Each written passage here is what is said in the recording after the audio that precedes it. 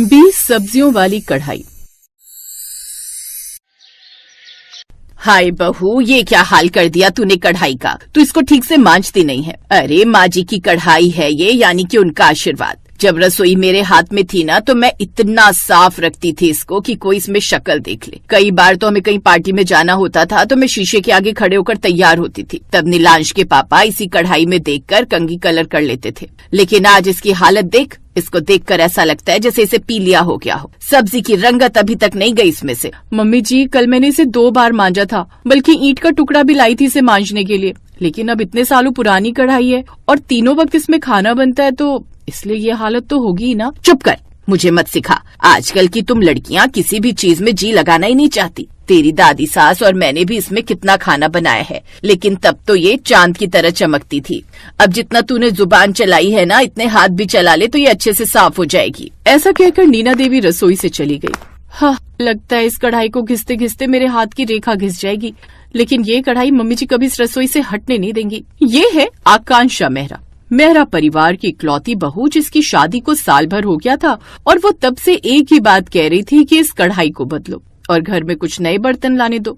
लेकिन अपनी पुरानी कढ़ाई के प्यार से बंधी हुई सास भला उसे ऐसा कहाँ करने देती। अगले दिन नीना देवी, आकांक्षा बहू, ला सब्जी का थैला दे, मैं बाजार से जाकर सब्जी ले आऊँ। आप सब्जी लेने जाएंगी मम्मी जी? हाँ तो मुझे क्या डॉक्टर ने सब्जी लाने से मना किया है? अरे थोड़े बहुत हाथ पैर सास को भी चलाने चाहिए, नहीं तो बहुओं को लगता है कि सास तो बस सारा दिन बैठकर रोटियां ही तोड़ती है। आकांक्षा अपनी सास को सब्जी का थैला दे देती है, जिसे लेकर वो मंडी चली जाती है। सुन भैया, 3 किलो आलू छांट दे, लेकिन सुन, आलू जरा अच्छे डालियो। अरे तुम चिंता मत करो माता जी, मैं एकदम बढ़िया चीज ही दूंगा। ऐसा कहकर वो साफ साफ 3 किलो आलू तोल देता है। इसके बाद कुछ और सब्जियां लेकर वो घर आ जाती है। ले बहू सब्जियां, और सुन, साथ में धनिया पुदीना भी लाई हूँ, आज बढ़िया सी चटनी भी बना दे। ठीक है मम्मी जी। और हाँ, सब्जी में फ्राई गोभी बना लेना कढ़ाई में। फ्राई गोभी का स्वाद ही अलग है और मेरे बेटे को भी पसंद है। ठीक है मम्मी जी। तभी आकांक्षा की ननद वहाँ आती है। भाभी, गोभी के साथ थोड़ी चाउमीन भी बना लेना। है, ये कैसी फरमाइश है? गोभी के साथ चाउमीन है तो क्या हो गया? आप तो ऐसे चौंक गई जैसे मैंने शाही पकवान और सादा खाना साथ में मांग लिया हो।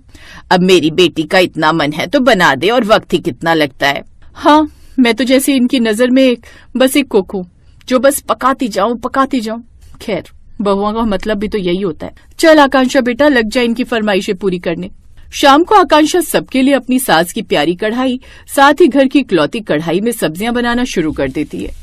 लेकिन पहले उसमें वो चाउमीन बनाती है और चाउमीन बनने के बाद वो उसमें फ्राई गोभी की सब्जी बनाती है, जिसके बाद वो आटा गूंथ कर रोटी भी बनाती है, और इन सब में उसे पूरे 2 घंटे लग जाते हैं।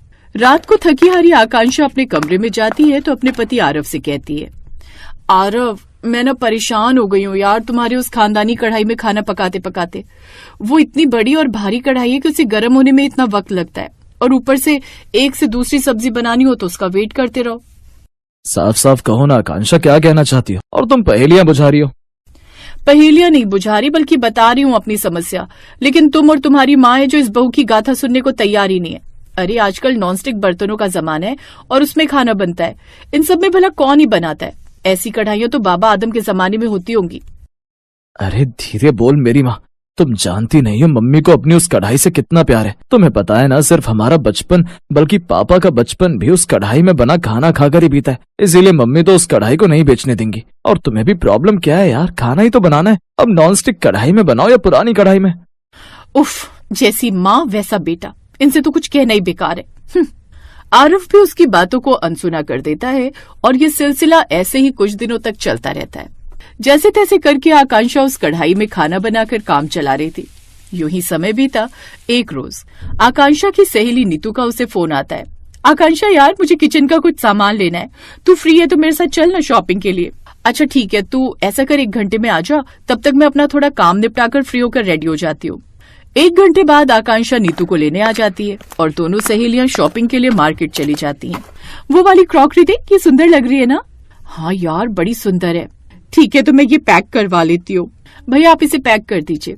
नीतू अपना सामान पैक करवा रही थी, तभी आकांक्षा की नजर दुकान में रखी कढ़ाई में जाती है।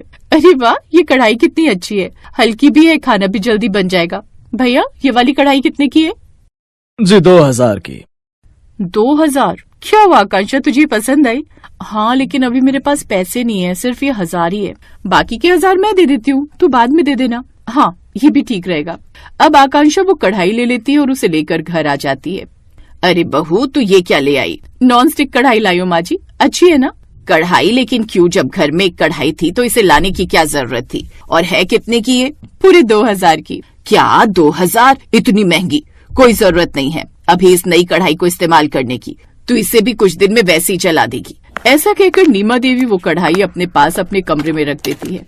बेचारी आकांक्षा जो नई कढ़ाई देखकर खुश थी, एक बार फिर मायूस हो जाती है और ना चाहते हुए भी उसे फिर से उसी पुरानी कढ़ाई में खाना बनाना पड़ता है। फिर एक रोज, हाँ बेटा, ये आइडिया ठीक रहेगा। तू अपने जन्मदिन पर अपने ऑफिस के दोस्तों को घर पर ही बुला ले। हाँ, मैं भी यही सोच रहा था।